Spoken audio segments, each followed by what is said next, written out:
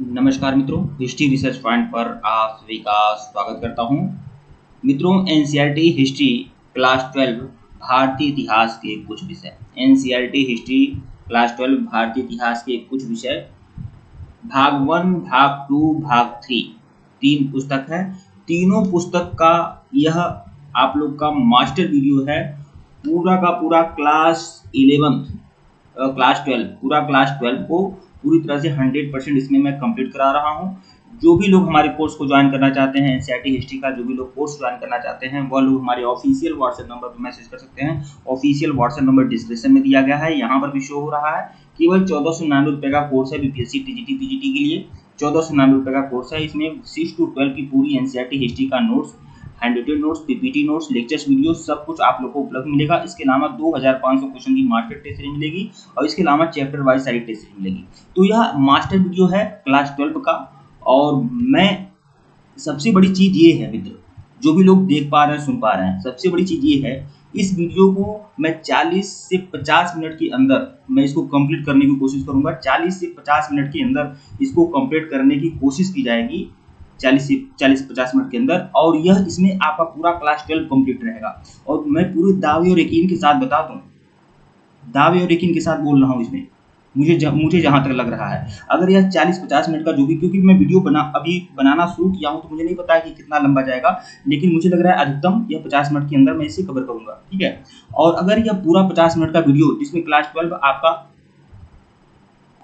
आपका शॉर्ट में कंप्लीट हो रहा है, और अगर यह जो शॉर्ट में है ना, ये गागर में सागर भरने का काम करेगा। और क्लास 12 से संबंधित जितने भी प्रश्न आएंगे, यकीन मानिए उसका 50% प्रश्न मैं यकीनी तौर पे बोल दूं कि जो 80 क्वेश्चन आएंगे, उसमें से कम 20 क्वेश्चन इस 50 मिनट की वीडियो में अगर आपको देखने को ना मिले तो फिर आकर बोलना, ठीक है।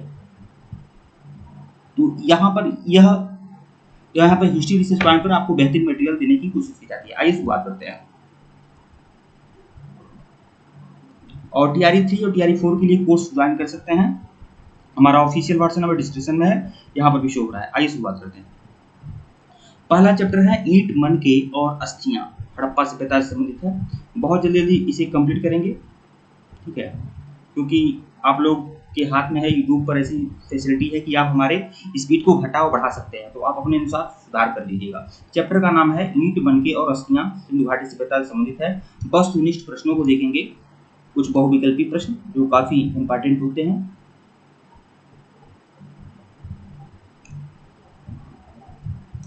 पहला प्रश्न है कि भारतीय पुरातत्व का पिता किसे कहा जाता है। तो भारतीय पुरातत्व का पिता कहा जाता है अलेक्जेंडर कनिंघम को भारतीय पुरातत्व का पिता कहा जाता है। भारतीय पुरातत्व विभाग का जनक या पिता अलेक्जेंडर कनिंघम को।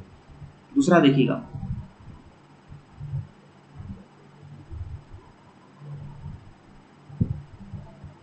प्रश्न संख्या 2, हड़प्पा सभ्यता में सर्वप्रथम किस स्थल की खोज की गई थी। तो हड़प्पा सभ्यता में सबसे पहले 1921 में हड़प्पा नामक स्थल की खोज की गई थी, इसलिए पूरे समझे सभ्यता को हड़प्पा सभ्यता नाम दिया गया था। दयाराम साहनी ने खोज किया था। प्रश्न संख्या 3 देखिएगा, हड़प्पा सभ्यता के किस नगर में दुर्ग दीवार से घिरा हुआ है। किस स्थल में? तो चंद्रोड़ में, हड़प्पा में, लोथल में। प्रश्न 4 देखिएगा, सिंधु घाटी सभ्यता में विशाल स्नानागार के अवशेष कहाँ से मिले हैं। तो मोहनजोदड़ो से मिले हैं। और जो लोग पेड कोर्स वाले हैं ना, ये पीडीएफ में मटेरियल में डाल दूंगा पेड वाले टेलीग्राम पर, ठीक है। विशाल स्नानागार के अवशेष कहाँ से मिले हैं। तो मोहनजोदड़ो में मिला है। प्रश्न 5 देखिएगा, सिंधु घाटी सभ्यता में शिल्प उत्पादन का प्रमुख केंद्र है। तो शिल्प उत्पादन का जो प्रमुख केंद्र है वह है चंद्रोड़। प्रश्न 6 देखिएगा, मेसोपोटामिया के प्रलेखों में मेलुहा शब्द का प्रयोग किस सभ्यता के लिए किया गया है। मेलुहा शब्द का प्रयोग किया गया है, यह हड़प्पा सभ्यता के लिए किया गया है, ठीक है।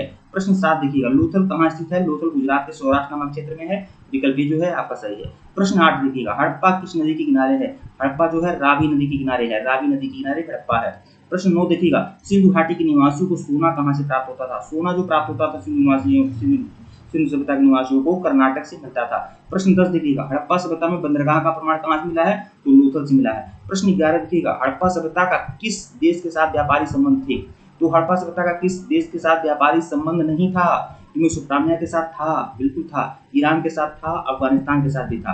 किसके साथ व्यापारी संबंध नहीं थे। तो वह चीन, चीन के साथ व्यापारिक संबंध नहीं थे। विकल्प डी जो है आपका सही है। बिल्कुल मेरा प्रयास रहेगा कि अगर इस पूरे 50 मिनट की वीडियो में, 40 से 50 मिनट का वीडियो होगा, इस पूरे 50 मिनट की वीडियो में अगर आप लोग अच्छे तरीके से इसे देख लिए, ठीक है, पूरा 100%, तो यकीन मानिए इसमें आपको 20 क्वेश्चन देखने को मिलेंगे, ऐसा मैं उम्मीद करता हूँ। ठीक है। प्रश्न 12 देखिएगा, जुते हुए खेत का प्रमाण कहाँ से मिला है? तो कालीबंगा से मिला है। प्रश्न 13 देखिएगा, हड़प्पा वासियों को लाजवर्द मणि कहाँ से प्राप्त होता है? तो लाजवर्द मणि जो मिलता है हड़प्पा सभ्यता में मिला है वह सोर्टगई से मिला है। देखिए आपको बता दूं, यूट्यूब एक ऐसा क्षेत्र है ना जहां पर सभी लोग दुकान चला रहे हैं, सभी लोग दुकान खोलकर बैठे हैं। 10-10 घंटे के मैराथन में औकात नहीं होती है किसी का 4 प्रश्न फंसाने की। इस तरह से मैं बोल रहा हूँ, 10-10, 12-12 घंटे के मैराथन में 4 प्रश्न फंसाने की औकात नहीं होती है लोगों की। लेकिन यहाँ सिर्फ 40 से 50 मिनट की वीडियो में मैं आपको कम से कम मैं प्रयास करूंगा कि 15-20 प्रश्न आए, और 15-20 प्रश्न 40 मिनट की वीडियो में अगर आ रहे हैं तो बहुत अच्छी बात है। 40 मिनट की वीडियो में 2-4 प्रश्न भी अगर मिल जाता है तो बड़ी बात होती है, लेकिन मैं कोशिश करूंगा कि इसमें से आप ज़्यादा स्कोर करिए। ठीक है। प्रश्न 13 देखिएगा, हड़प्पा वासियों को लाजवर्द मणि कहाँ से मिलता है? सोर्टगई से मिला है। प्रश्न 14, क्षेत्रफल के अनुसार सिंधु घाटी सभ्यता का सबसे बड़ा नगर कहाँ है? तो सबसे बड़ा नगर है क्षेत्रफल के अनुसार वह है मोहनजोदड़ो। हालांकि अब राखीगढ़ी है, राखीगढ़ी, अगर राखीगढ़ी रहेगा तो आप लोग ऑप्शन में राखीगढ़ी करिएगा, नहीं रहेगा तो मोहनजोदड़ो कर सकते हैं। प्रश्न 15 देखिएगा, हड़प्पा सभ्यता की लिपि की प्रमुख विशेषता क्या है? हड़प्पा सभ्यता की जो लिपि है वह दाएं से बाएं लिखी जाती है, यह दाएं से बाएं ओर लिखी जाती है। विकल्प जो है आपका सही है। अति लघु उत्तरीय प्रश्न देखिएगा, इसी ईंट मनके और अस्थियां, इसी चैप्टर से अति लघु उत्तरीय प्रश्न देख लीजिए। हड़प्पा सभ्यता को काशयुगीन सभ्यता क्यों कहा जाता है? हड़प्पा सभ्यता को काशयुगीन सभ्यता इसलिए कहा जाता है क्योंकि यहाँ पर लोगों ने औजार बनाने के लिए किसका प्रयोग किया था? तांबा और टीन धातु को मिलाकर काश धातु का प्रयोग किया था, इसीलिए इस सभ्यता को काशयुगीन सभ्यता कहते हैं। प्रश्न 2 देखिएगा, हड़प्पा सभ्यता को सिंधु घाटी सभ्यता क्यों कहा जाता है? क्योंकि हड़प्पा और मोहनजोदड़ो नगरों के अवशेष मुख्य तौर पर सिंधु नदी और सिंधु नदी घाटियों के आसपास ही प्राप्त हुए हैं, इसीलिए सभ्यता को हम सिंधु घाटी सभ्यता कहेंगे। और सिंधु घाटी सभ्यता यह नाम किसने दिया था? सर जॉन मार्शल ने। ठीक है। प्रश्न 3 देखिएगा, सिंधु घाटी सभ्यता में मनकी बनाने के लिए किस सामग्री का प्रयोग किया जाता है? मनकी बनाने के लिए किस सामग्री का प्रयोग किया जाता है? तो सिंधु घाटी सभ्यता में मनकी बनाने के लिए कॉर्नेलियन नामक पत्थर होता है, क्रिस्टल, शेलखड़ी, तांबा, जेस्टर, क्वार्ट्ज, शंख, पत्थर, कांसा और सोना जैसी धातु का उपयोग किया जाता है मनकी बनाने के लिए। और मनका बनाने का कारखाना कहाँ है? तो चंद्रोड़ में है। प्रश्न 4 देखिएगा, सिंधु घाटी सभ्यता के उन स्थानों के नाम बताएं जहाँ सिंचाई के अंश मिले हैं। तो सिंचाई के अंश जो मिले हैं यहाँ से सोर्टगई से मिले हैं जो अफगानिस्तान में है, और फिर धौलावीरा जो गुजरात में है, यहाँ से जलाशय होने के प्रमाण मिले हैं और सिंचाई के प्रबंध के प्रमाण मिले हैं। ठीक है। तो ईंट मनके और अस्थियां यह चैप्टर आपका होने वाला है। देखिए पहला प्रश्न देखिए, हड़प्पा सभ्यता के लोगों के व्यापारिक संपर्क किन देशों के साथ थे? तो हड़प्पा सभ्यता के लोगों के व्यापारिक संबंध जो थे मेसोपोटामिया के साथ, ओमान के साथ, ठीक है, बहरीन के साथ, ईरान के साथ, इन देशों के साथ सिंधु घाटी सभ्यता का व्यापारिक संबंध था। प्रश्न 6 देखिएगा, हड़प्पावासी तांबा और सोना कहाँ से प्राप्त करते थे? तांबा जो मिलता था हड़प्पा वासियों को राजस्थान की खेतड़ी से तांबा मिलता था, और दक्षिण भारत से सोना प्राप्त होता था, दक्षिण भारत के कर्नाटक से। ठीक है। प्रश्न 7 देखिएगा, किस पुरास्थल को हड़प्पा सभ्यता की सबसे बड़ी बस्ती माना जाता है? पाकिस्तान के सिंध प्रांत के लरकाना जिले में स्थित मोहनजोदड़ो को हड़प्पा सभ्यता की सबसे बड़ी बस्ती माना जाता है। मोहनजोदड़ो का जो क्षेत्रफल था 125 हेक्टेयर का था, 125 हेक्टेयर का पूरा क्षेत्रफल था मोहनजोदड़ो नगर का। ठीक है। प्रश्न 8 देखिएगा, हड़प्पा सभ्यता कहाँ तक विकसित हुई थी? हड़प्पा सभ्यता पाकिस्तान, दक्षिणी अफगानिस्तान, गुजरात, राजस्थान, पंजाब, हरियाणा, पश्चिमी उत्तर प्रदेश में विकसित हुई थी। प्रश्न 9 देखिएगा, हड़प्पा सभ्यता की दो मुख्य विशेषताएं बताइए। हड़प्पा सभ्यता की दो मुख्य विशेषताएं क्या हैं? हड़प्पा लिपि को आज तक पढ़ने में सफलता नहीं प्राप्त की जा सकती थी, यद्यपि निश्चित रूप से यह वर्णमालीय नहीं था, क्योंकि वर्णमाला के प्रत्येक चिन्ह एक स्वर या एक व्यंजन को दर्शाता है। देखिए वर्णमाली नहीं था हड़प्पा सभ्यता। हड़प्पा सभ्यता क्या था? चित्राक्षर लिपि में था, चित्राक्षर। ठीक है। और उसमें कितने चित्राक्षर थे? 400 चित्राक्षर थे। यह लिपि दाएं से बाएं, दाहिने से बाएं लिखी जाती है। हिंदी कैसे लिखी जाती है? हिंदी बाएं से दाएं लिखी जाती है, अंग्रेजी भी बाएं से दाएं लिखी जाती है। लेकिन हड़प्पा सभ्यता की जो लिपि थी वह कैसे थी? दाएं से बाएं की ओर लिखी जाती थी, क्योंकि दाएं ओर अधिक अंतराल था जबकि बाएं ओर कम जगह थी। ठीक है। प्रश्न 10 देखिएगा, चंद्रोड़ के लोगों की शिल्प कार्यों के नाम लिखें। तो चंद्रोड़ में शिल्प कारखाना था, मनकी बनाने की फैक्ट्री चंद्रोड़ में ही थी। तो चंद्रोड़ के लोग शिल्प कार्य के लिए मनकी बनाना, शंख की कटाई, धातु कर्म, मोहद निर्माण और पाट बनाना आदि का काम करते थे। यह कार्य जंगलों में होता था। ठीक है, तो यह आपका ईंट, मनके और अस्थियां, यह चैप्टर आपका क्लोज हुआ। अब चैप्टर है आपका राजा, किसान और नगर। वस्तुनिष्ठ प्रश्न देखेंगे इस चैप्टर में। अशोक के अभिलेखों को सर्वप्रथम किसने पढ़ा था? अशोक के अभिलेखों को सर्वप्रथम पढ़ने में सफलता प्राप्त किया था जेम्स प्रिंसेप ने। कब? 1837 में। ठीक है, प्रश्न 2 देखिएगा। अशोक अभिलेखों में देवनाम प्रियदर्शी किस राजा को कहा गया है? तो सम्राट अशोक को कहा गया है। प्रश्न 3, बौद्ध और जैन ग्रंथों में कितने महाजनपद का उल्लेख है? तो 16 महाजनपदों का उल्लेख है।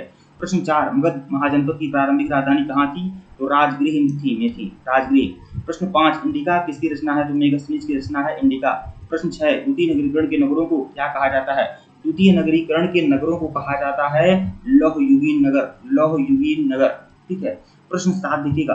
समुद्रगुप्त की प्रयाग प्रशस्ति की रचना किसने किया था? तो हरिशेन ने किया था, विकल्प ए। प्रश्न 8, भारत का नेपोलियन किसे कहा जाता है? तो समुद्रगुप्त को कहा जाता है भारत का नेपोलियन। प्रश्न 9, हर्षवर्धन के राजकवि कौन थे? तो बाणभट्ट थे।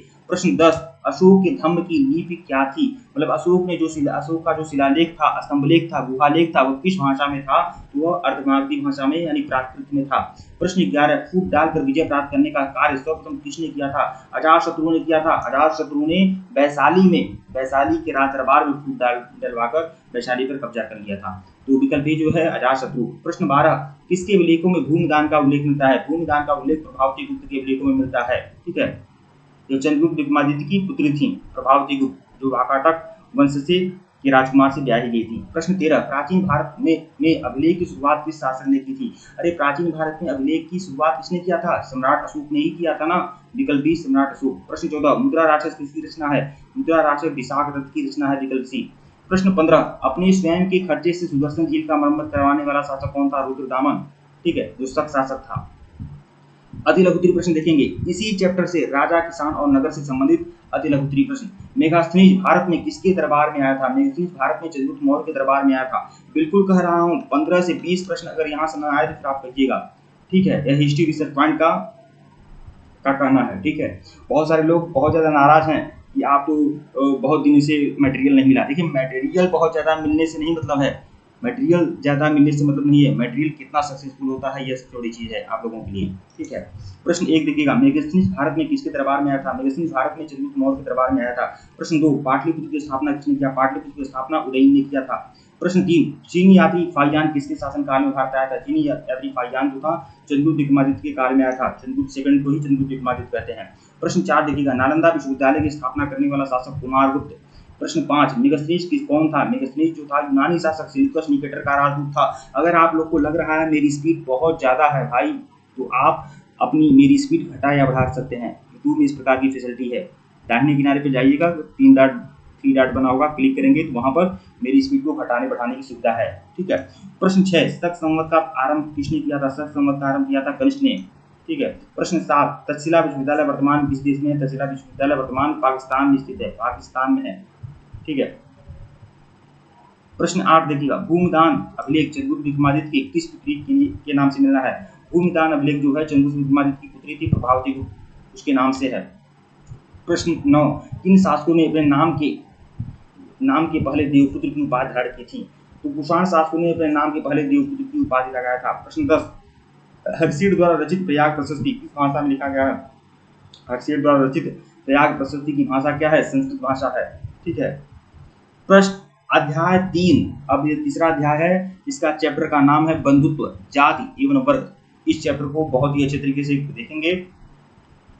वस्तुनिष्ठ प्रश्न देखेंगे, बहुविकल्पी।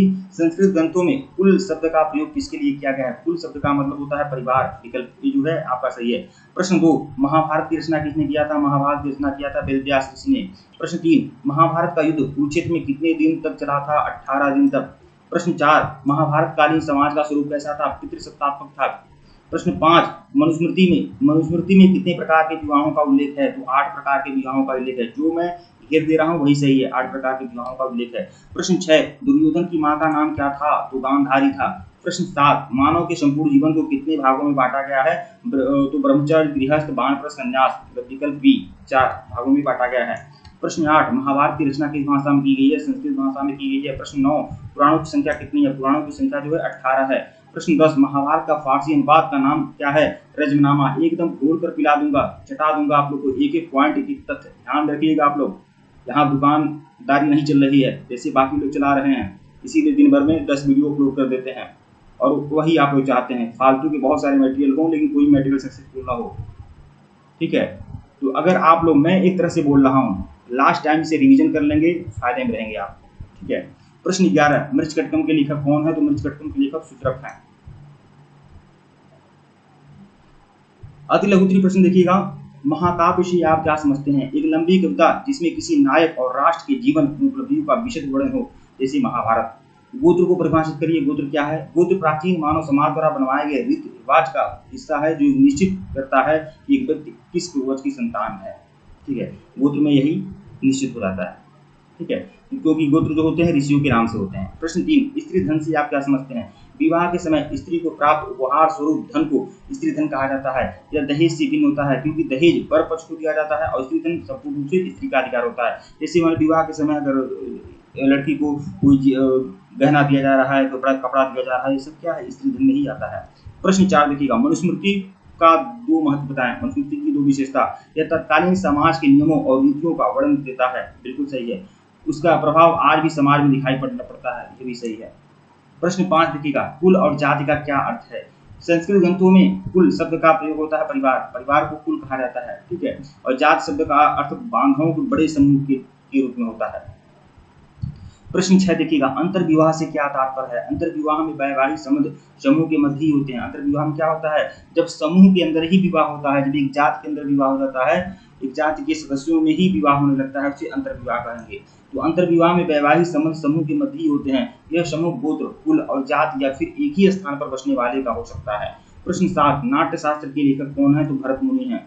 प्रश्न 8, महाभारत के सबसे चुनौतीपूर्ण प्रसंगों में से एक का उल्लेख कीजिए। महाभारत के सबसे चुनौतीपूर्ण प्रकरणों में से एक द्रौपदी का 5 पांडवों के साथ विवाह है।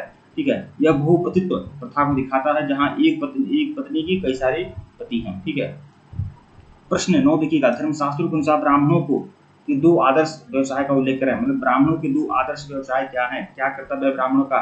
तो वेद पढ़ना और पढ़ाना ब्राह्मण का कर्तव्य है। यज्ञ करना और उपहार प्राप्त करना, यह भी ब्राह्मण का कर्तव्य है। प्रश्न 10, पंचम वेद की संज्ञा किसी की दी गई है?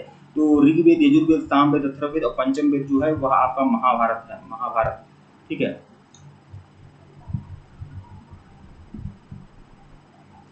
अब अगला चैप्टर है आपका विचार, विश्वास और इमारतें।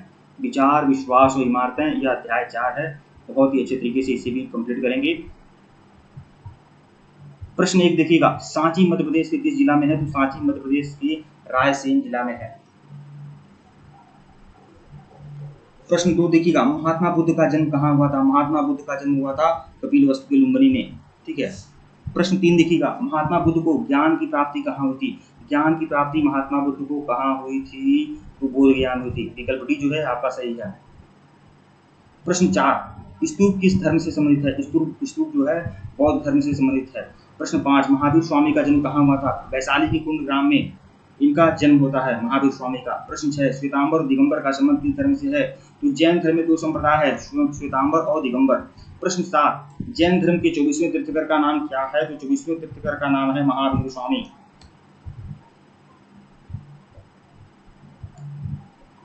महात्मा बुद्ध ने अपना पहला उपदेश कहाँ दिया था?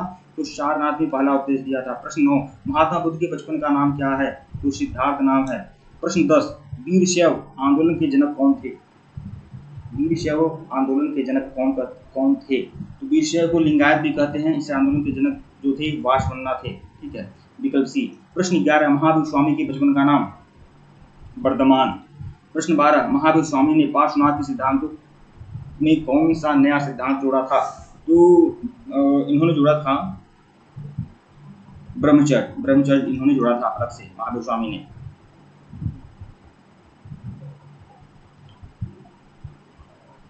प्रश्न 13 देखिएगा, प्रथम बौद्ध संगीति किस शासक के शासनकाल में हुई थी? पहली बौद्ध संगीति किस शासक के शासनकाल में हुई थी? तो अजातशत्रु। प्रश्न 14, निम्नलिखित में से गौतम बुद्ध के शिष्य कौन थे? गौतम बुद्ध के शिष्य थे आनंद और उपाली। विकल्प जो है आपका सही है। ठीक है, प्रश्न 15 देखिएगा, पुराणों की संख्या कितनी है? पुराणों की संख्या है 18। प्रश्न 16 हीनयान पुस्तकें किस भाषा में लिखी गई हैं? हीनयान जो पुस्तकें लिखी गई हैं किस भाषा में लिखी गई हैं? हीनयान पुस्तकें तो यह लिखी गई हैं पाली भाषा में। पाली भाषा में विकल्प बी जो है आपका सही है। ठीक है। प्रश्न 17 देखिएगा, गौतम बुद्ध को ज्ञान की प्राप्ति कहाँ हुई थी? ज्ञान की प्राप्ति हुई थी निरंजरा नदी के तट पर। प्रश्न 18 तृतीय बौद्ध संगीत का आयोजन कहाँ हुआ था? तो यह पाटलिपुत्र में हुआ था। प्रश्न 19 त्रिपिटक साहित्य किस धर्म से संबंधित है? बौद्ध धर्म से संबंधित है। प्रश्न 20 महावीर स्वामी की मृत्यु कहाँ हुई थी? तो कुशीनारा में हुई थी। प्रश्न 21 किसके शासनकाल में बौद्ध धर्म का विभाजन हीनयान और महायान संप्रदाय में हो गया था?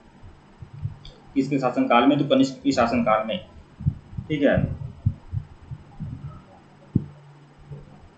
अतिलौत्री प्रश्न देखेंगे, जैन शब्द का अर्थ क्या है? जैन शब्द जिन शब्द से निकला है जिसका अर्थ होता है विजेता। स्तूप का क्या है? स्तूप क्या है? स्तूप का शाब्दिक अर्थ होता है टीला, ढेर या थूहा। महात्मा बुद्ध के महापरिनिर्वाण के बाद उनकी अस्थियों को 8 भागों में बांटा गया तथा उन पर समाधियों का निर्माण किया गया। इसी को हम स्तूप कहते हैं। प्रश्न 3 जैन धर्म के त्रिरत्न क्या है? सम्यक ज्ञान, सम्यक दर्शन, सम्यक चरित्र। प्रश्न 4 महावीर स्वामी का जन्म कब और कहाँ हुआ था? महावीर स्वामी का जन्म 540 में वैशाली के कुंडग्राम में हुआ था। प्रश्न 5 देखिएगा, धर्म चक्र प्रवर्तन से आप क्या समझते हैं? गौतम बुद्ध ने ज्ञान की प्राप्ति के बाद अपना पहला उपदेश सारनाथ में दिया था। यह प्रथम उपदेश की घटना ही धर्म चक्र प्रवर्तन कहलाती है।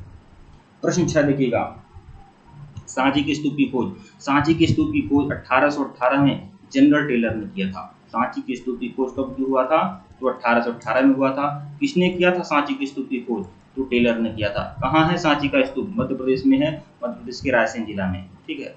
प्रश्न 7 महात्मा बुद्ध का जन्म कब और कहाँ हुआ था? महात्मा बुद्ध का जन्म 563 में हुआ था कपिलवस्तु के लुम्बिनी में। प्रश्न 8 अमरावती का स्तूप कहाँ है? अमरावती का स्तूप आंध्र प्रदेश में है। प्रश्न 9 गौतम बुद्ध में बौद्ध संघ में प्रवेश करने वाली पहली महिला। बौद्ध संघ में प्रवेश करने वाली पहली महिला जो थी वो प्रजापति गौतमी। प्रश्न 10 जैन धर्म के 23वें तीर्थंकर। तो 23वें तीर्थंकर जो थे पार्श्वनाथ थे।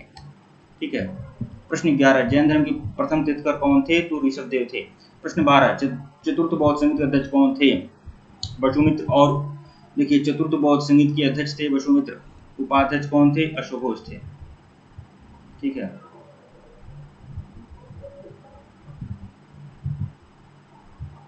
अध्याय 5 है यात्रियों के नजरिए। अध्याय 5 यात्रियों के नजरिए। बहुविकल्पी प्रश्न देखेंगे। अलबरूनी का जन्म कहाँ हुआ था? अलबरूनी का जन्म जो हुआ था पारिजमे में हुआ था। विकल्प जो है आपका सही है। प्रश्न 2 अलबरूनी ने अपनी पुस्तक किताबुल हिंद की रचना किस भाषा में की थी? किताबुल हिंद की रचना अलबरूनी ने किस भाषा में की थी? तो यह किया था इन्होंने अरबी भाषा में। ठीक है। प्रश्न 3 देखिएगा, अलबरूनी किस भाषा के जानकार थे? तो अलबरूनी किस भाषा के जानकार नहीं थे? ये बता रहा है, सीरियाई, फारसी, संस्कृत थे, यूनानी भाषा के जानकार अलबरूनी नहीं थे। प्रश्न 4 इब्न बतूता की किस पुस्तक का नाम है? इब्न बतूता की पुस्तक का नाम है रिहला। प्रश्न 5 इब्न बतूता सिंध कब पहुंचा था? तो 1342 में इब्न बतूता सिंध पहुंचा था। 1342 नहीं, 1342 में 1333 में, हाँ क्षमा करिएगा, 1333 में इब्न बतूता सिंध पहुंचा था। प्रश्न 6 इब्न बतूता ने भारत की यात्रा किस शताब्दी में की थी? तो 14वीं शताब्दी में किया था। प्रश्न 7 बर्नियर ने शिविर नगर से कहा है? तो राजधानी नगर को शिविर नगर कहा है बर्नियर ने। फ्रांसिस बर्नियर कहाँ का निवासी था? तो फ्रांस का था। फ्रांसिस बर्नियर इस देश का निवासी था, फ्रांस का था। प्रश्न 9 किसने लाहौर में 12 वर्षीय बालिका को सती होते हुए देखा था? तो 12 वर्षीय बालिका को सती होते हुए किसने देखा था? तो बर्नियर ने देखा था, बर्नियर। ठीक है, बर्नियर ने देखा था। प्रश्न 10 इब्न बतूता के अनुसार ताराबवाद किस प्रकार का बाजार था?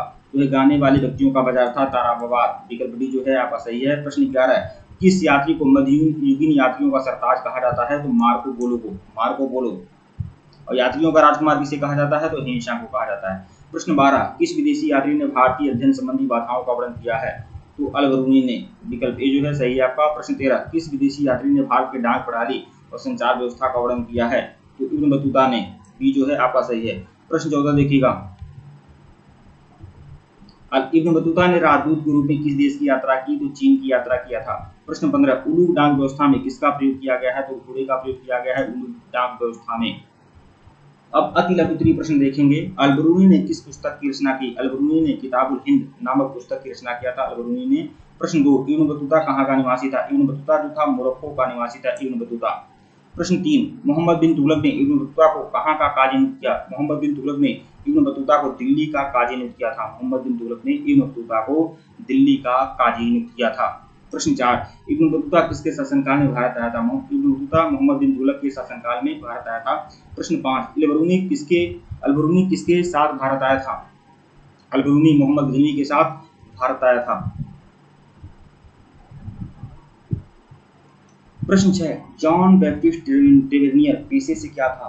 ठीक है, तो ट्रेवेनियर जो था वह पेशे से एक जौहरी था, जेलर्स था। ठीक है। प्रश्न 7, जॉन बैप्टिस्ट ट्रेवेनियर ने कितनी बार भारत की यात्रा की? जॉन बैप्टिस्ट ट्रेवेनियर ने 6 बार भारत की यात्रा की, 6 बार। ठीक है।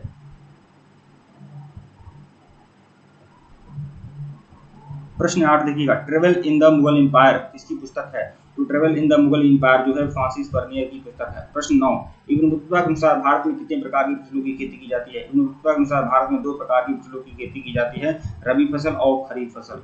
प्रश्न 10, उलूक किसे कहा जाता है? अश्वडाक व्यवस्था को हम उलूक कहते हैं। जो अश्वडाक व्यवस्था होती है उसे ही उलूक कहा जाता था। अब चैप्टर 6 है भक्ति सूफी परंपराएं। इस चैप्टर को हम लोग देखेंगे बहुत ही अच्छे तरीके से। प्रारंभिक भक्ति आंदोलन की उत्पत्ति कहाँ से हुई है? तो दक्षिणी भारत से हुई है। विकल्प सी जो है सही है आपका। प्रश्न 2, उस भक्ति परंपरा को बताइए जिसने विधवा पुनर्विवाह का समर्थन किया था? तो लिंगायत ने। प्रश्न 3, पद्मावती किसकी रचना है? तो मलिक मोहम्मद जायसी की। डी। प्रश्न 4, अमूर्त निराकार ईश्वर की उपासना करने वाले भक्तों को कहते थे? अमूर्त निराकार ईश्वर की उपासना करने वाले भक्तों को क्या कहते हैं? निर्गुण कहते हैं। प्रश्न 5, प्राचीनतम भक्ति आंदोलन का नेतृत्व किसने दिया था? अलवार और नैनार संतों ने। बी। प्रश्न 6, गुरु नानक का जन्म कब हुआ था? तो 1469 में हुआ था। प्रश्न 7, विट्ठल को भगवान की किस अवतार के रूप में जाना जाता है? तो भगवान विष्णु के अवतार के रूप में विट्ठल को जाना जाता है। प्रश्न 8, अलवारों द्वारा रचित प्रमुख संकलन था नैनार दिव्य प्रबंधनम। यह अलवारों का संकलन था। विकल्प ए जो है आपका सही है। पीर। प्रश्न 9, पीर का अर्थ क्या है? पीर का अर्थ होता है गुरु। प्रश्न 10, गैर मुसलमानों को कौन सा धार्मिक कर देना पड़ता है? गैर मुसलमानों को कौन सा धार्मिक कर देना पड़ता है? तो जजिया। विकल्प सी। प्रश्न 11, शेख मुहिउद्दीन चिश्ती का दरगाह कहाँ है? तो अजमेर में है।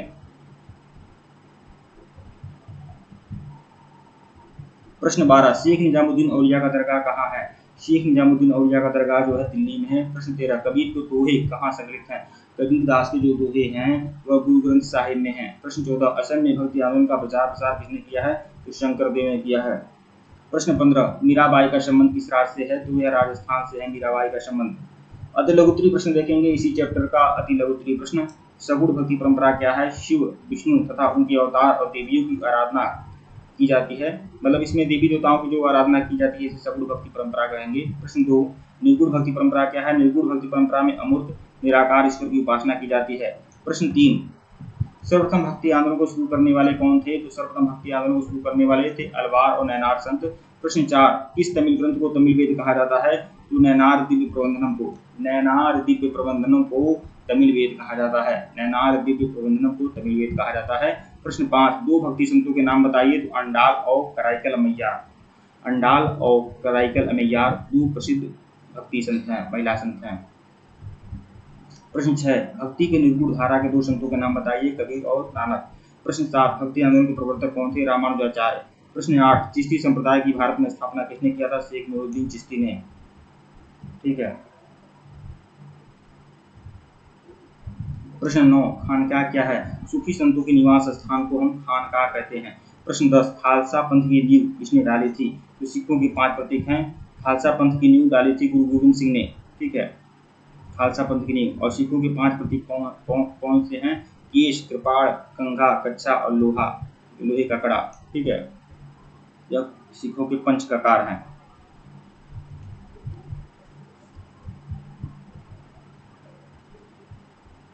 प्रश्न 7, एक साम्राज्य की राजधानी विजयनगर, यह आपका चैप्टर है। इस चैप्टर को देखेंगे। विजयनगर के संस्थापक कौन है? विजयनगर के संस्थापक हैं कृष्णदेव राय। प्रश्न 2 देखिएगा, विजयनगर के सबसे प्रसिद्ध शासक का नाम क्या है? कृष्णदेव राय। अच्छा, विजयनगर के संस्थापक कौन है? तो विजयनगर के संस्थापक ये आपका हरिहर बुक्का है। विकल्प डी। ठीक है। प्रश्न 3 देखिएगा, हजारा मंदिर और विठल स्वामी मंदिर का निर्माण किसने किया था? तो कृष्णदेव राय ने किया था। विकल्प सी। प्रश्न तालीकोटा की लड़ाई कब हुई थी? तो 1565 में हुई थी। प्रश्न 5, इटली यात्री निकोलो कॉन्टी किस राजा के दरबार में आया था? तो देवराय प्रथम के दरबार में आया था। प्रश्न 6, विजयनगर बहमनी राज्यों के बीच संघर्ष का क्या कारण है? कृष्णा और तुंगभद्रा नदी का दबाव। विकल्प डी जो है आपका सही है।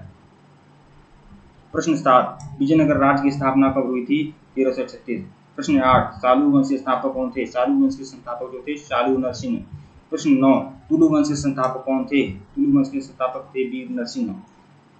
प्रश्न 10, विजयनगर राज्य किस राज्य के साथ हमेशा संघर्ष चलता रहा? तो बहमनियों के साथ संघर्ष चल रहा था। ठीक है। प्रश्न 11, अमुक्त माल्यदा की रचना किसके द्वारा की गई थी? कृष्णदेव राय की। ठीक है, अमुक्त माल्यदा की रचना किसने किया था? कृष्णदेव राय ने किया था। अमुक्त माल्यदा की रचना किस भाषा में किया गया है? तो तेलुगु भाषा में किया गया है। प्रश्न 13, तालीकोटा का युद्ध किसके नेतृत्व में लड़ा गया था? तो तालीकोटा का जो युद्ध लड़ा गया था किसके नेतृत्व में लड़ा गया था? राम राय के नेतृत्व में। विकल्प जो है आपका सही है। प्रश्न 14, बारबोसा कहाँ का यात्री था? पुर्तगाल का। प्रश्न 15, किसका शासनकाल तेलुगु साहित्य का स्वर्णकाल कहा जाता है? कृष्णदेव राय का शासनकाल तेलुगु साहित्य का स्वर्णकाल कहते हैं। प्रश्न 16, किसे आंध्र भोज कहा जाता है? तो आंध्र भोज कहा जाता है किस शासक को? कृष्णदेव राय को। अति लघुत्तरीय प्रश्न देखेंगे इस चैप्टर से रिलेटेड। अति लघुत्तरीय प्रश्न जो बहुत ही ज्यादा इंपॉर्टेंट है। प्रश्न 1, हम्पी के भग्नावशेषों की खोज का श्रेय किसे जाता है? हम्पी के भग्नावशेषों की खोज करने का जो श्रेय जाता है कॉलिन मैकेंजी को। कॉलिन मैकेंजी के द्वारा हम्पी के भग्नावशेष की खोज 1800 ईस्वी में की गई थी। 1800 ईस्वी में हम्पी के भग्नावशेष की खोज 1800 ईस्वी में कॉलिन मैकेंजी के द्वारा की गई थी। प्रश्न 2 देखिएगा, इंडो इस्लामिक स्थापत्य शैली की 3 प्रमुख विशेषताएं क्या हैं? इंडो इस्लामिक स्थापत्य शैली की 3 प्रमुख विशेषताएं, विशाल प्रवेश द्वार, मेहराब और गुंबद। प्रश्न 3 देखिएगा, डोमिंगो पायस किसके शासनकाल में विजयनगर आया था? तो कृष्णदेव राय के समय में। प्रश्न 4, सीजर फ्रेडरिक किसके शासनकाल में विजयनगर आया था? तो सदाशिव राय के समय में। प्रश्न 5, फारस यात्री अब्दुल रज्जाक किसके शासनकाल में भारत आया था? देवराय द्वितीय के दरबार में किस में। प्रश्न 6, विजयनगर किस नदी के तट पर है? तो तुंगभद्रा नदी के तट पर है विजयनगर। ठीक है। विजयनगर की राजधानी कहाँ है? तो हम्पी है। प्रश्न 8, बहमनी राजाओं की राजधानी कहाँ है? गुलबर्गा है। प्रश्न 9, मीनाक्षी मंदिर कहाँ है? तो मदुरई में है। प्रश्न 10, अठवड़ का क्या मतलब है? अठवड़ का मतलब होता है भू राजस्व विभाग। भू राजस्व विभाग। ठीक है, अठवड़ का मतलब यही होता है। प्रश्न 8 देखिएगा, अध्याय 8, किसान, जमींदार और राज्य। प्रश्न 1 देखिएगा, अकबरनामा की रचना किसने किया था? तो अकबरनामा की रचना किया था अबुल फजल ने। ठीक है, अकबरनामा की रचना किसने किया है? अबुल फजल ने। विकल्प डी जो है आपका सही है। प्रश्न 2, आईने अकबरी कितने भागों में है? आईने अकबरी जो है 5 भागों में है। डी। प्रश्न 3 देखिएगा, 16वीं 17वीं सदी के दौरान हिंदुस्तान में कितनी प्रतिशत लोग गांव में रहते थे? 85%। प्रश्न 4, मुगल काल में भारतीय फारसी स्रोत किसानों के लिए आमतौर पर किस नाम का प्रयोग करते थे? तो किसानों को रैयत कहा जाता है, किसान भी कहा जाता है, मुजारियान भी कहा जाता है, मतलब इनमें से सभी। विकल्प डी। प्रश्न 5, रबी फसल किस रूप में होती थी? रबी फसल जो होती थी वह आपकी किस ऋतु में होती थी? तो यह आपकी बसंत ऋतु में होती थी। ठीक है। प्रश्न 6, मुगल काल में भारत में उगाई जाने वाली फसल चावल, गेहूं, ज्वार, बाजरा। ठीक है, विकल्प जो है आपका सही है। प्रश्न 7, भारत में 17वीं सदी में जो भी फसल के रूप में अफ्रीका और स्पेन के रास्ते आई थी उसका नाम क्या था? मक्का। प्रश्न 8, 16वीं सदी में भारतीय गांव में जो बाहरी ताकतें दाखिल हुई थी उनकी वह कौन थी? मुगल राज, व्यापारी या मुद्रायन बाजार, इनमें से सभी। प्रश्न 9, तंबाकू पर किस मुगल शासक ने प्रतिबंध लगाया था? तो जहांगीर ने। प्रश्न 10, पंचायत का सरदार एक मुखिया होता था जिसे कहते थे? पंचायत का सरदार एक मुखिया होता था जिसे हम मुकद्दम या चौधरी कहते थे। विकल्प ए। ठीक है। प्रश्न 11 देखिएगा, अकबर का वित्त मंत्री कौन था? टोडरमल। प्रश्न 12, आईने अकबरी अकबरनामा के किस खंड में है? तो तृतीय खंड में है। प्रश्न 13, मुगल काल ऐतिहासिक स्रोत शामिल था। मुगल काल का जो ऐतिहासिक स्रोत था उसमें क्या शामिल था? सरकारी गैर सरकारी दस्तावेज। ठीक है, बी जो है आपका सही है। ठीक है, हाँ उसमें देखिए बी नहीं है, डी है आपका, डी। प्रश्न 14 देखिएगा, आईने अकबरी के अनुसार सिंचाई वाले क्षेत्रों में वर्ष में कुल कितनी फसलें बोई जाती थी? जहां सिंचाई सुविधा हो जाती थी वहां 3 फसलें बोई जाती थी वर्ष में। प्रश्न 15, तंबाकू का सेवन सर्वप्रथम किस मुगल सम्राट ने किया था? तो किस शासक ने सबसे पहले सेवन किया था तंबाकू का? अकबर ने। प्रतिबंध किसने लगाया था? जहांगीर ने। प्रश्न अगला अति लघु उत्तरीय प्रश्न देखिएगा, इसी चैप्टर से रिलेटेड, पटवारी किसे कहा जाता है? पटवारी गांव की जमीन प्रत्येक किसान द्वारा जोते जाने वाले खेतों और फसलों के प्रकार और बंजर भूमि का हिसाब किताब रखता था। प्रश्न 2 देखिएगा, खुदकास्ट या पाहीकास्ट कौन होता था? खुदकास्ट और पाहीकास्ट उस गांव की जमीन पर खेती करते थे जहां वे रहते थे। खुदकास्ट उसी गांव की जमीन पर खेती करते जहां वे रहते थे, और पाहीकास्ट वो दूसरे गांव में जाकर खेती करने वाले को हम पाहीकास्ट कहेंगे। प्रश्न 3, जिनसे कामिल के अंतर्गत कौन सी फसलें आती थी? जिससे कामिल के अंतर्गत नकदी फसलें आती थी, जैसे कपास, गन्ना आदि। कपास और गन्ने जैसी फसलें जिनसे कामिल के अंतर्गत आती थी, ऐसी फसलों की खेती से राज्य को ज्यादा कर मिलता था। ठीक है, क्योंकि यह नकदी फसलें होती थी, इसके उत्पाद सीधे फैक्ट्री में जाते थे। अकबरनामा की रचना किसने किया था? यह कितने खंड में है? अकबरनामा की रचना करने वाला अबुल फजल था और यह 3 जिल्दों में विभक्त है। प्रश्न 5, 17वीं सदी में कौन कौन सी फसलें, फल और सब्जियां विदेशों से भारत आई थी? मक्का, टमाटर, आलू, मिर्चा, अनाज, पपीता जैसी फल और सब्जियां विदेश से आए थे। ठीक है। प्रश्न 6, आईने अकबरी कितने भागों में है? आईने अकबरी जो है 5 भागों में विभक्त है। इसके पहले 3 भागों में प्रशासन का वर्णन है और चौथे और 5वें खंड में धार्मिक और साहित्यिक परंपराओं का उल्लेख है। प्रश्न 7 देखिएगा, मुगल काल में किसानों के लिए किस शब्द का प्रयोग होता था? मुगल काल में किसानों के लिए निम्न शब्द का प्रयोग होता था। किसानों को रैयत कहा जाता था, मुजारियान भी कहा जाता था, खुद कास्ट भी कहा जाता था और पाही कास्ट भी कहा जाता था। ये सभी किसानों के लिए प्रयोग होता था। प्रश्न 8, पायक कौन थे? पायक वे लोग थे जो जमीन के बदले सैन्य सेवा देते थे। मतलब जो सैनिक वेतन नहीं लेते थे, सीधे जमीन ही लेते थे, तो पायक वे व्यक्ति होते थे जो जमीन के बदले सैन्य सेवा देते थे। असम के अहोम राज्यों के अपने पायक हुआ करते थे। अध्याय 9 देखिएगा, राजा और विभिन्न वृत्तांत। अध्याय 9, राजा और विभिन्न वृत्तांत। बहुविकल्पी प्रश्न देखेंगे। भारत में मुगल साम्राज्य का संस्थापक किसे माना जाता है? मुगल साम्राज्य का संस्थापक भारत में किसे माना जाता है? तो यह है बाबर। प्रश्न 2, बाबर और इब्राहिम लोदी के बीच प्रथम पानीपत का युद्ध लड़ा गया था 1536 में। प्रश्न 3, रजमनामा के नाम से किस ग्रंथ का फारसी अनुवाद हुआ है? महाभारत का। प्रश्न 4, अकबर ने दीन इलाही नामक धर्म कब चलाया था? 1581 में। प्रश्न 5, बाबर ने अपनी आत्मकथा बाबरनामा की रचना मूल रूप से किस भाषा में किया है? तो बाबरनामा की रचना बाबर ने जो किया है वह तुर्की भाषा में किया है। प्रश्न 6, भारत का अंतिम सम्राट मुगल बादशाह कौन था? बहादुर शाह जफर। प्रश्न 7, किस मुगल शासक ने हिंदुओं पर से जजिया कर हटाया था? तो कौन था? अकबर। अकबर ने हिंदुओं पर से जजिया कर हटा दिया था। अकबर। प्रश्न 8, स्थापत्य कला का सर्वाधिक विकास किसके समय में हुआ है? शाहजहां के समय में हुआ है। प्रश्न 9, मुगल कालीन चित्रकला किसके शासनकाल में चरमोत्कर्ष पर पहुंचा था? जहांगीर के शासनकाल में। प्रश्न 10, हुमायूंनामा की रचना किसने किया था? गुलबदन बेगम ने। प्रश्न 11, अकबर ने तीर्थ यात्रा कर कब समाप्त किया था? 1563 में। ठीक है, 1563 में तीर्थ यात्रा कर अकबर ने समाप्त किया था। ठीक है। प्रश्न 12, 1576 में हल्दी घाटी का युद्ध किसके बीच में लड़ा गया था? अकबर और महाराणा प्रताप के बीच में। विकल्प सी। प्रश्न 13, अकबरनामा 3 जिल्दों में है, जिस तीसरी जिल्द कौन है? तो तीसरी जिल्द ही आईने अकबरी है और आईने अकबरी भी 5 भागों में जिल्द बटा हुआ है। प्रश्न 14, बादशाहनामा के लेखक कौन है? अब्दुल हमीद लाहौरी। विकल्प जो है आपका सही है। प्रश्न 15, एशियाटिक सोसाइटी ऑफ बंगाल की स्थापना किसने किया था? सर विलियम जोश ने। विकल्प जो है आपका सही है। प्रश्न 16, अकबरनामा का अंग्रेजी अनुवाद किसने किया था? हेनरी बेब्रिज ने। हेनरी बेब्रिज ने अकबरनामा का हिंदी अंग्रेजी अनुवाद किया था। अति लघु उत्तरीय प्रश्न देखेंगे, मुगल शब्द की उत्पत्ति किस प्रकार हुई है? मुगल शब्द की उत्पत्ति मंगोल शब्द से हुई है। मुगलों ने स्वयं इस विशेषण का प्रयोग नहीं किया, क्योंकि वो पितृपक्ष से तैमूर के वंशज थे और तैमूरी कहलाते थे, और मातृपक्ष से बाबर चंगेज खान से संबंधित था। ठीक है। प्रश्न 2 देखिएगा, अकबर ने किस भाषा को राज दरबार की मुख्य भाषा बनाया था? तो फारसी को। ठीक है, अकबर ने फारसी को राज दरबार की मुख्य भाषा बनाया। इसके लिए अकबर को संभवतः ईरान के साथ सांस्कृतिक और बौद्धिक संपर्कों और मुगल दरबार में पद पाने के इच्छुक ईरानी और मध्य एशियाई प्रवासियों ने बादशाह को इस भाषा को अपनाए जाने की प्रेरित किया। मतलब ये माना गया कि मध्य एशिया के लोग भाषा को राज दरबार में रहते थे और उन्होंने इस फारसी भाषा को मुगल दरबार की राजभाषा बनाने की पैरवी की थी।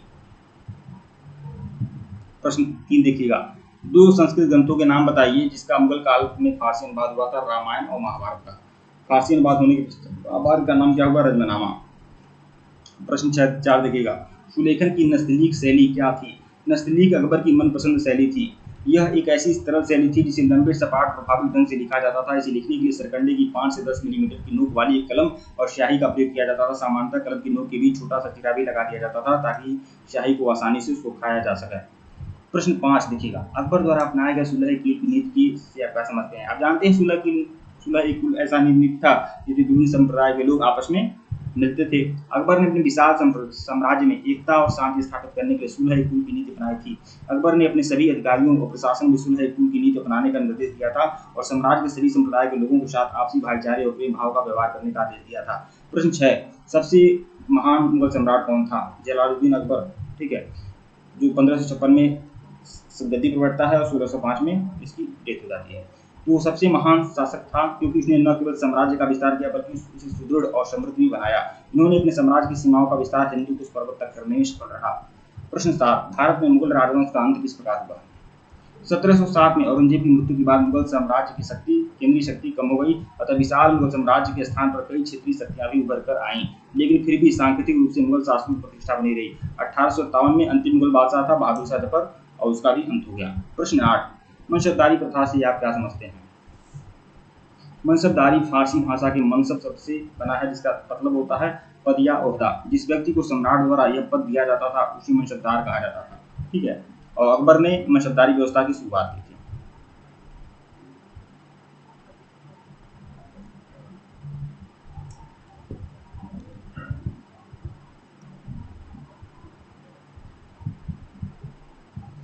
अध्याय 10 है उपनिवेशवाद और देहात।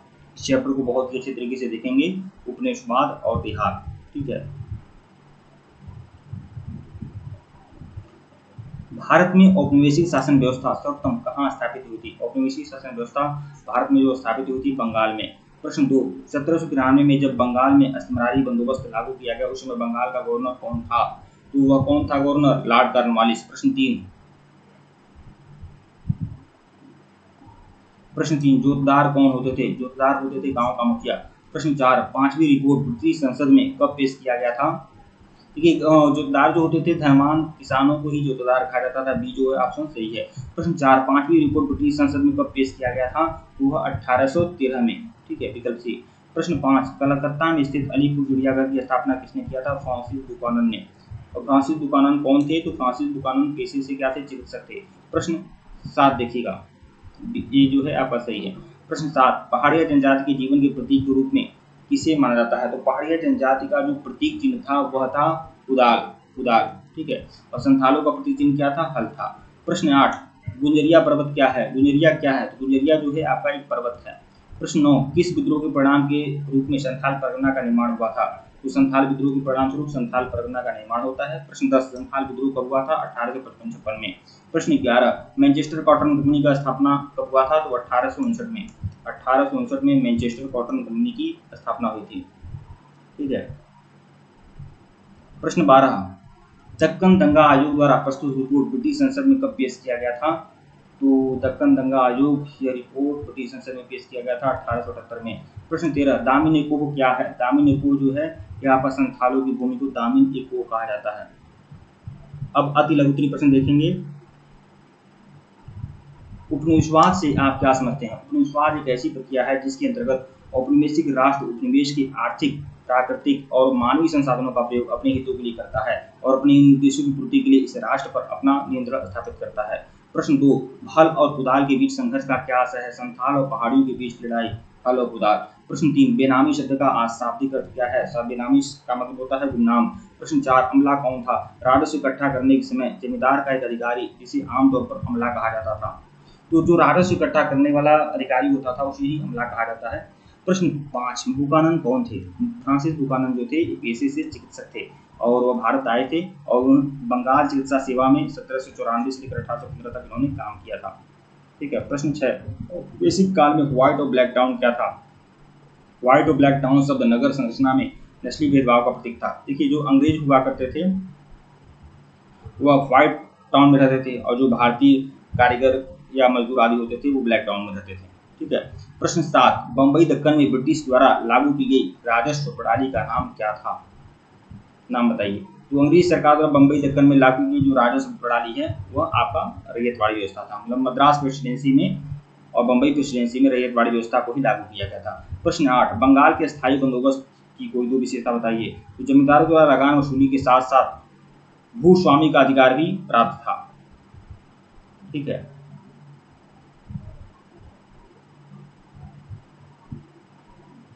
सरकार को दिए जाने वाले लगान की राशि को निश्चित कर दिया गया था, जिसे अब बढ़ाया नहीं जा सकता था। ठीक है। प्रश्न 9 देखिएगा, अंग्रेजों द्वारा भारत में उपनिवेश की स्थापना का मुख्य उद्देश्य क्या था। अंग्रेजों का उद्देश्य व्यापार करना, जिसे मुख्य रूप से इंग्लैंड से बनी वस्तुएं भारत में बेचना था। प्रश्न 10, बंगाल और बिहार में स्थायी बंदोबस्त शुरू करने का श्रेय किसको दिया जाता है। तो लॉर्ड कॉर्नवालिस को दिया जाता है। प्रश्न 11, ईस्ट इंडिया कंपनी की स्थापना कब हुई थी। ईस्ट इंडिया कंपनी की स्थापना सन 1600 में हुई थी। प्रश्न 12, सूर्यास्त कानून से आप क्या समझते हैं। इस व्यवस्था के अंतर्गत जमींदारों को निश्चित राशि पर भूमि दे दी गई। जमींदारों की मृत्यु के पश्चात उसके उत्तराधिकार को भूमि का स्वामित्व प्राप्त हो जाता था। जमींदारों को यह निश्चित राशि एक निश्चित समय को सूर्यास्त के पहले चुका देनी पड़ती थी, नहीं तो उनकी जमीन नीलाम कर दी जाती थी। इसी कानून को सूर्यास्त कानून कहा जाता था। झूम खेती, देखिए झूम खेती से आप क्या समझते हैं। झूम खेती होती है जो स्थान बदलकर खेती की जाती है। झूम कृषि एक आदिम प्रकार की कृषि थी, जिसमें पहले वृक्षों तथा वनस्पतियों को काटकर उन्हें जला दिया जाता था और उसे साफ की गई भूमि को पुराने उपकरणों लकड़ी की हलों आदि से जुताई करके बीज बो दिए जाते थे, और जब तक मिट्टी में उर्वरता विद्यमान रहती थी उस भूमि पर खेती की जाती थी। झारखंड में झूम कृषि को, देखिए झारखंड में झूम कृषि को क्या कहते हैं, कुरुबा कहते हैं, कुरुबा। ठीक है।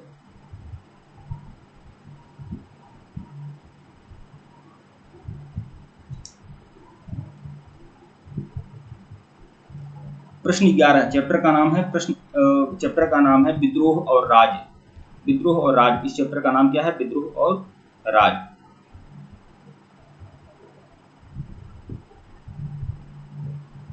लाइन पे लीजिएगा आप लोग।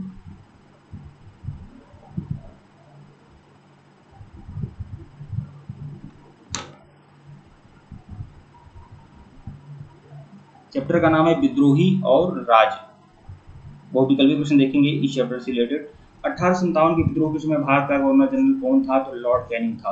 प्रश्न 2, 1857 का विद्रोह कब हुआ था। 10 मई 1857 को हुआ था। प्रश्न 3, 1857 के विद्रोह का प्रमुख कारण क्या था। तो प्रमुख कारण था चर्बी वाले कारतूस की घटना, विकल्प डी। ठीक है। प्रश्न 4, 1857 विद्रोह में शहीद होने वाला पहला व्यक्ति जो शहीद हुआ था मंगल पांडे। प्रश्न 5, 1857 विद्रोह का नेतृत्व किसने किया था। तो रानी किसने किया था। तो बहादुर शाह जफर ने। ठीक है। प्रश्न 6, मंगल पांडे को फांसी कब हुई थी। 29 मार्च 1857 को। प्रश्न 7, द ग्रेट रिवॉल्ट नामक पुस्तक किसने लिखा था। अशोक मेहता ने। ग्रेट रिवॉल्ट लिखा था अशोक मेहता ने। प्रश्न 8, रानी लक्ष्मीबाई को और किस नाम से जाना जाता था। बड़ी कड़िका। प्रश्न 9, 1857 विद्रोह में बिहार का नेतृत्व किसने किया था। वीर कुंवर सिंह ने। प्रश्न 10, क्रांति के दमन के बाद कौन क्रांतिकारी नेता नेपाल भाग गया। बेगम हजरत महल और नाना साहब दोनों, मतलब विकल्प ए और बी दोनों, मतलब विकल्प सी जो है आपका सही है। प्रश्न 11, पील कमीशन का गठन किस उद्देश्य से हुआ। सेना के पुनर्गठन के लिए। विकल्प ए जो है आपका सही है। प्रश्न 12, मुगल बादशाह को पदस्थ कर कहाँ भेज दिया गया था। तो रंगून में निर्वासित कर दिया गया था। प्रश्न 13, रानी लक्ष्मीबाई किस स्थान से विद्रोह का नेतृत्व कर रही थी। तो झांसी से। प्रश्न 14, सहायक संघ की व्यवस्था किसने किया था। लॉर्ड वेलेस्ली ने। विकल्प डी। प्रश्न 15, अवध में 1857 की क्रांति का नेतृत्व किसने किया था। बेगम हजरत महल ने। प्रश्न 16, हड़प नीति किसने लागू किया था। लॉर्ड डलहौजी ने। ठीक है, लॉर्ड डलहौजी ने हड़प नीति को लागू किया था। अब अति लघु उत्तरीय प्रश्न देखेंगे इस चैप्टर से रिलेटेड। अति लघु उत्तरीय प्रश्न, 1857 के विद्रोह में भाग लेने वाले पुरुष नेताओं के नाम बताइए। नाना साहब, तात्या टोपे, वीर कुंवर सिंह, बहादुर शाह जफर। प्रश्न 2, 1857 की क्रांति का चिन्ह क्या है। क्रांति का चिन्ह है रोटी और कमल का फूल। प्रश्न 3, खूब लड़ी मर्दानी थी वो झांसी वाली रानी थी, इस विषय के बारे में कही गई है। प्रश्न 4 देखिएगा, मंगल पांडे कौन था। मंगल पांडे बैरकपुर में 34वीं रेजिमेंट का सिपाही था, जिन्होंने 1857 की क्रांति में महत्वपूर्ण भूमिका निभाई थी। प्रश्न 5, 1857 का विद्रोह सबसे पहले कब और कहाँ किया गया था। तो विद्रोह 10 मई 1857 को मेरठ में किया गया था। प्रश्न 6, 1857 विद्रोह को प्रथम स्वतंत्रता संग्राम क्यों कहा जाता है। 1857 विद्रोह को प्रथम स्वतंत्रता संग्राम इसलिए कहा जाता है क्योंकि अंग्रेजों को शोषण के विरुद्ध यह पहला जन आंदोलन था। ठीक है, इसीलिए इसे भारत का स्वतंत्रता आंदोलन कहा जाता है। प्रश्न 7, 1857 विद्रोह में मुख्य भूमिका निभाने वाला 4 महिलाएं कौन हैं। तो रानी लक्ष्मीबाई, बेगम हजरत महल, महारानी बैजाबाई और सिंधिया और वीरांगना ताईबाई। प्रश्न 8, लॉर्ड डलहौजी ने हड़प नीति के तहत किन किन राजाओं को अपने अधीन किया। सतारा, झांसी, नागपुर, जौनपुर, संबलपुर और उदयपुर।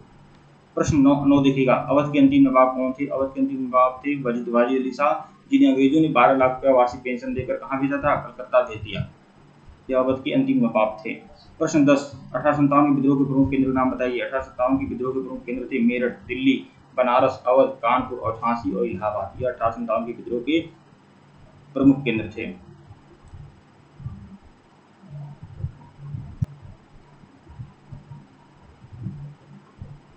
अध्याय 12 है और चैप्टर का नाम है औपनिवेशिक शहर।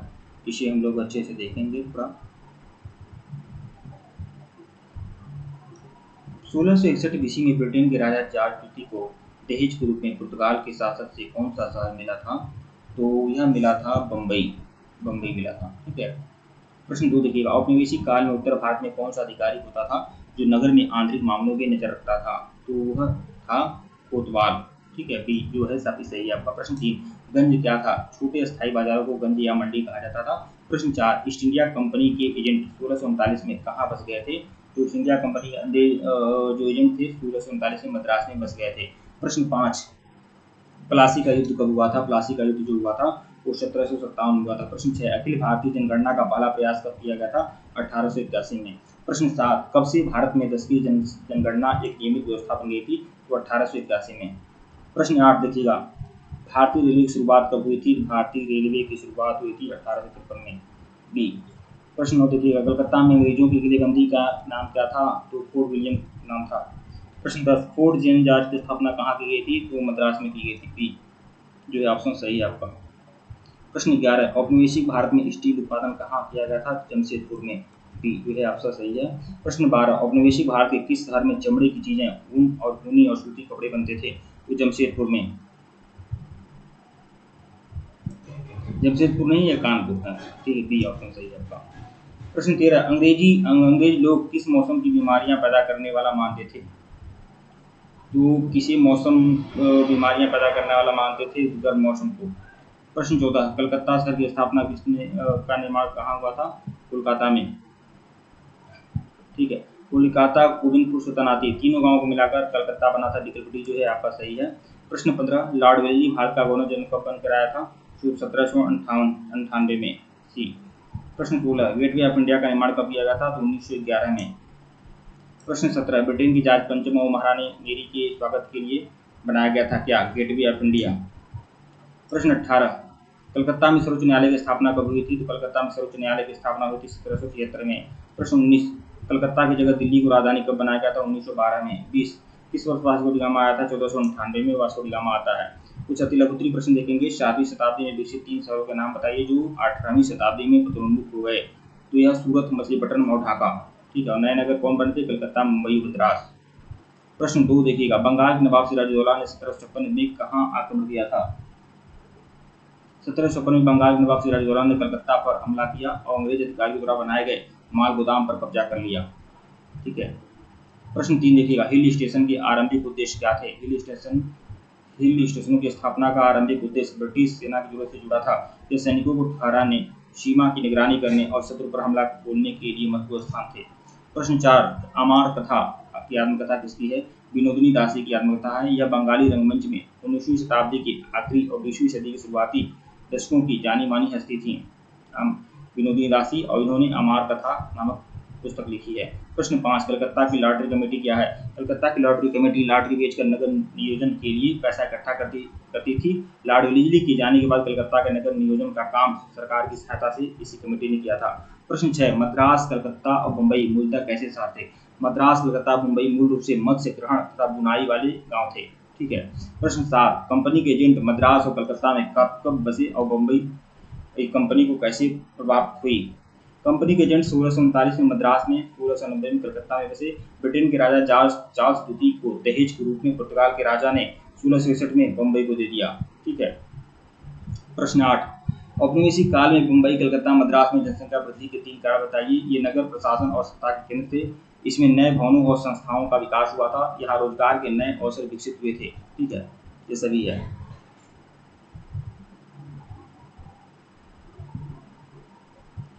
अध्याय 13 है आपका। अध्याय 13, फिर अध्याय 14। फिर अध्याय 15, तीन अध्याय आपका बाकी है। ठीक है, 3 अध्याय आपका बाकी है। मैं कहूँगा आप सभी लोग वैसे ही देख लीजिए। ठीक है, स्क्रीनशॉट ले लीजिएगा। ठीक है, इसमें कुछ अलग तो है नहीं, स्क्रीनशॉट ले सकते हैं। ठीक है, ये आप लोग देख सकते हैं। या रुकिए, मैं बहुविकल्पी प्रश्न ही मैं आपका केवल कंप्लीट करा दे रहा हूँ, बाकी चीज़ें आप स्क्रीनशॉट ले सकते हैं। महात्मा गांधी के राजनीतिक गुरु कौन थे? गोपाल कृष्ण गोखले थे। प्रश्न 2, महात्मा गांधी दक्षिण अफ्रीका से कब लौटे थे? 1915 में लौटे थे। बंगाल के विभाजन की घोषणा कब हुई थी? 1905 में हुई थी। प्रश्न 4, काला कानून किसे कहा जाता है? रॉलेट एक्ट को काला कानून कहा जाता है। प्रश्न 5, चंपारण सत्याग्रह का संबंध किससे है? कहाँ से है? किस राज्य से? बिहार से है। चौरी चौरा कांड कब हुआ था? तो 4 फरवरी 1922 को दी में चौरी चौरा कांड होता है। प्रश्न 7, 1920 में किस महान नेता की मृत्यु हुई थी? तो बाल गंगाधर तिलक की। प्रश्न 8, गांधी जी ने असहयोग आंदोलन किस वर्ष प्रारंभ किया था? 1920 में। प्रश्न 9, भारत छोड़ो आंदोलन कब शुरू हुआ था? तो 1942 में। करो या मरो का नारा किसने दिया था? तो महात्मा गांधी ने। तुम मुझे खून दो मैं तुझे आजादी दूंगा किसने कहा था? सुभाष चंद्र बोस ने। स्वराज पार्टी के स्थापक कौन थे? चित्तरंजन दास थे। ठीक है, क्रिस प्रस्ताव को किसने पोस्ट डेटेड चेक कहा था? महात्मा गांधी ने। सबने आंदोलन का आरंभ किसने किया था? गांधी जी ने। ठीक है, गांधी समझौता कब हुआ था? 1931 में। अब आप लोग अति उत्तरी प्रश्न आप स्क्रीनशॉट ले सकते हैं, ले लीजिए आप इस लोग स्क्रीनशॉट, बाकी कुछ इसमें खास है नहीं। ठीक है, ऐसे स्क्रीनशॉट आप लोग ले लीजिए, अच्छे से ले लीजिए स्क्रीनशॉट। ठीक है, my student with the truth किसकी आत्मकथा है? महात्मा गांधी की। खिलाफत आंदोलन किसके द्वारा शुरू किया गया था? मोहम्मद अली और शौकत अली थे। ये आपका रिपीट हो गया है, सेम वही है पूरा।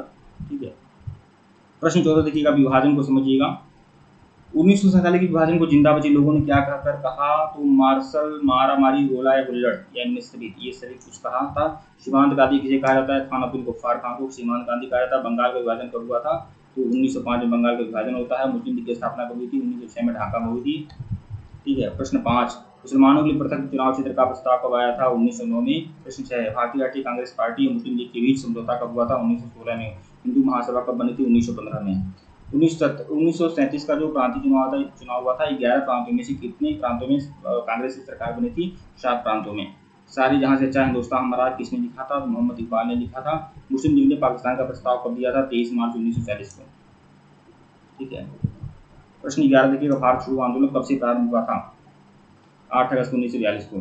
प्रश्न 12, कैबिनेट मिशन भारत कब आया था? तो मार्च 1946 में। प्रश्न 13, मुस्लिम लीग ने प्रत्यक्ष कार्रवाई दिवस मनाया था? 16 अगस्त 1946 में। भारत छोड़ो आंदोलन करो या मरो का नारा किसने दिया था? करो या मरो, महात्मा गांधी ने। पाकिस्तान शब्द किसने दिया था? तो यह आपका चौधरी रहमत अली ने। ठीक है, ये आप लोग स्क्रीनशॉट ले लीजिए इसका, अति लघु प्रश्न का, देख सकते हैं आप लोग।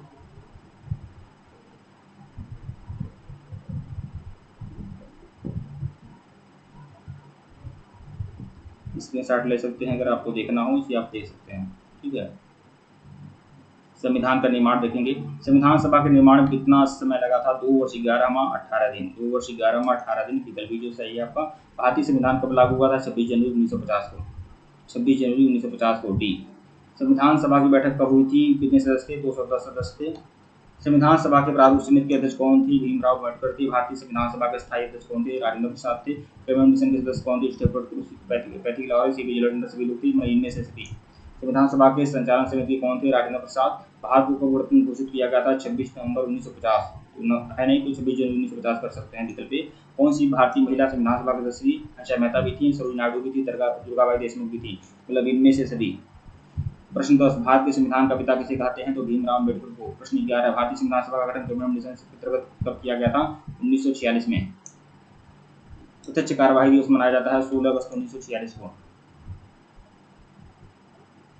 प्रश्न 13 देखिएगा, 1895 स्वराज विधेयक किसके निर्देशन में तैयार किया गया था? स्वराज विधेयक किसके निर्देशन में शुरुआत किया गया था? बाल गंगाधर तिलक। प्रश्न 14, भारतीय संविधान के अस्थायी अध्यक्ष कौन थे? अस्थायी अध्यक्ष डॉक्टर सत्यानंद सिन्हा। प्रश्न 15, उद्देश्य प्रस्ताव कब प्रस्तावित किया गया था? 13 दिसंबर 1946 को। प्रश्न 16, संविधान सभा में कुल कितने सदस्यों का प्रावधान है? 379 सदस्यों का प्रावधान है संविधान सभा में। भारत में इस संविधान सभा में कितने सदस्यों का प्रावधान था? 379।